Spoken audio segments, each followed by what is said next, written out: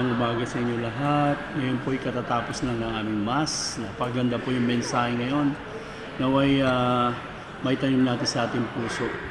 No, especially yung aking tumimo sa puso ko, yung acts, yung adoration, contrition, at saka thanksgiving and supplication.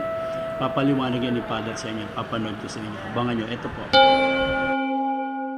Ito ng acts sa index. Adoration, kung saan tayo nagpupulit sumasamba sa ating Diyos.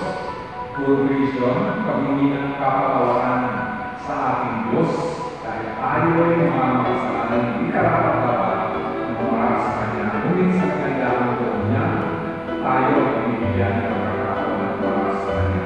Thanksgiving sa lahat ng biyaya na nakakataon sa ating ang ating Panginoon Diyos at tayo ay mapasalamat sa pamamahan na ginagawa sa ating naawan yung supplication kung saan tayo humingi ng ating mga pangangailangan.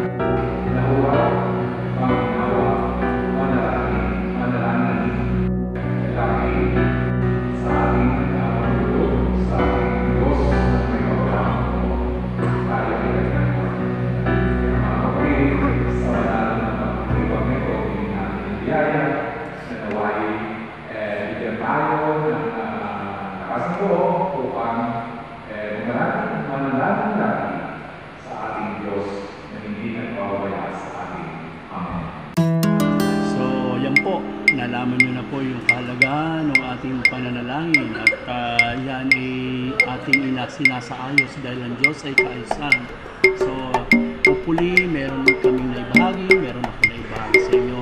At panatili natin sa ating puso ang pananalangin para sa